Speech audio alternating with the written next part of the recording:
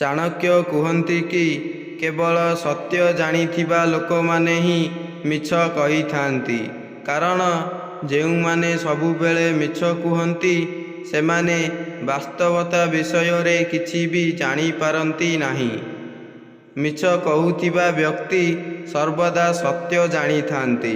ସେଥିପାଇଁ ମିଛ କହିବା ଗୋଟିଏ କଳା। ନମସ୍କାର ବନ୍ଧୁଗଣ, ମୋର ଏହି ଚ୍ୟାନେଲ ସମ୍ବିତ ମୋଟିଭେସନକୁ ଆପଣମାନଙ୍କୁ ବହୁତ ବହୁତ ସ୍ୱାଗତ।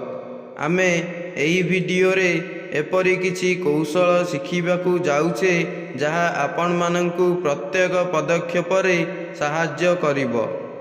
ସତ୍ୟର ପଥରେ ଯେଉଁ ବ୍ୟକ୍ତି ଜୀବନ ବିତାଇବାକୁ ଚାହେଁ ନା, ସେହି ବ୍ୟକ୍ତିଙ୍କ ପାଖରେ ମିଛ କହିବାର କଳା ରହିବା ନିହାତି ଅତ୍ୟାବଶ୍ୟକ।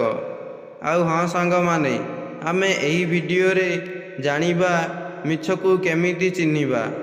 ଆଉ ତା ପୂର୍ବରୁ ମୁଁ ଚାଣକ୍ୟ ଆଉ ତାଙ୍କର ଶିଷ୍ୟ ଚନ୍ଦ୍ରଗୁପ୍ତଙ୍କ ବିଷୟରେ କିଛି କାହାଣୀ କହିବି। ଏହି କାହାଣୀ ଆପଣଙ୍କୁ ପ୍ରେରଣା ଦେବା ସହିତ ଏହା ମଧ୍ୟ ଶିଖାଇଦେବ କି ଯେ ଚାଣକ୍ୟ ନିଜର ତୀକ୍ଷ୍ଣ ବୁଦ୍ଧି ଏବଂ ନିଜର ପର୍ଯ୍ୟବେକ୍ଷଣ ସହିତ ସେ ମିଛ ଧରିଥିଲେ। ଏହି ଭିଡ଼ିଓରେ ଆପଣ ଏପରି କିଛି ଶିଖିବାକୁ ଯାଇଛନ୍ତି ଯାହା ଆପଣଙ୍କର ଜୀବନକୁ ପରିବର୍ତ୍ତନ କରିପାରିବ। ତ ଚାଲନ୍ତୁ ଆଉ ଡେରି ନ କରି ଭିଡ଼ିଓଟିକୁ ଆରମ୍ଭ କରିବା। ତା ପୂର୍ବରୁ ମୋର ଆପଣମାନଙ୍କୁ କେବଳ ଗୋଟିଏ ଅନୁରୋଧ, ଯଦି ଭିଡ଼ିଓଟି ଆପଣଙ୍କୁ ଭଲ ଲାଗେ ତେବେ ନିଶ୍ଚୟ ଲାଇକ୍, ସେୟାର ଏଣ୍ଡ ସବସ୍କ୍ରାଇବ୍ କରିବେ। ଆଉ ହଁ, କମେଣ୍ଟ ମଧ୍ୟ କରିବେ। ଗୋଟିଏ ଦିନ ଚନ୍ଦ୍ରଗୁପ୍ତ ତାଙ୍କର ଗୁରୁ ଚାଣକ୍ୟ ପାଖକୁ ଆସିଥିଲେ। ତାଙ୍କ ମୁହଁ ଏକ ଦୁଃଖରେ ଭରିଥିଲା, ଯେପରିକି ସେ କିଛି ଲୁଚାଉଛନ୍ତି। ଆଉ ଚାଣକ୍ୟ ତାକୁ ପଚାରିବାକୁ ଲାଗିଲେ କି ଚନ୍ଦ୍ରଗୁପ୍ତ, ତମର କ'ଣ ହୋଇଛି? ସେ ମଧ୍ୟ ହସି ହସି କହିଲେ କି ନା, ମୋର କିଛି ବି ହୋଇନି।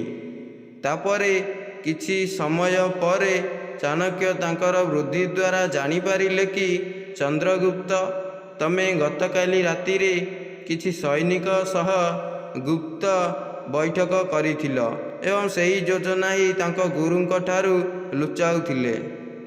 ଏହାପରେ ଚନ୍ଦ୍ରଗୁପ୍ତ କହିଲେ କି ହେ ଗୁରୁ ମହାଦେବ, ଆପଣ ମୋର ଭିତରେ ଥିବା ମିଛକୁ କେମିତି ଜାଣିପାରିଲ? ଆଉ ଚାଣକ୍ୟ ହସି ହସି କହିଲେ, ମୁଁ ନିଜର ନୀରବତା ଆଉ ନିଜର ବୁଦ୍ଧି ଦ୍ୱାରା ସବୁ ଜାଣିପାରିଲି। ଏହି ଭିଡ଼ିଓରୁ ଆମକୁ ଏହା ଶିକ୍ଷା ମିଳିଲା କି ନିଜର ଜ୍ଞାନ ଆଉ ବୁଦ୍ଧି ଦ୍ୱାରା ସବୁ ଜିନିଷର ଭ୍ୟାଲ୍ୟୁ ଜାଣିହୁଏ।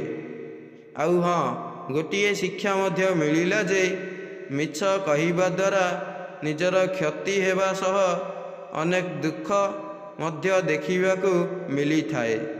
ସେଥିପାଇଁ ମିଛ କେବେ ହେଲେ କୁହ ନାହିଁ। ଏ ଦୁନିଆଟା ହିଁ ଅଜବ। ଯିଏ ସବୁବେଳେ ମିଛ କହିଥାଏ ନା, ଲୋକମାନେ ତାକୁ ଅଧିକ ଆଦର କରିଥାନ୍ତି।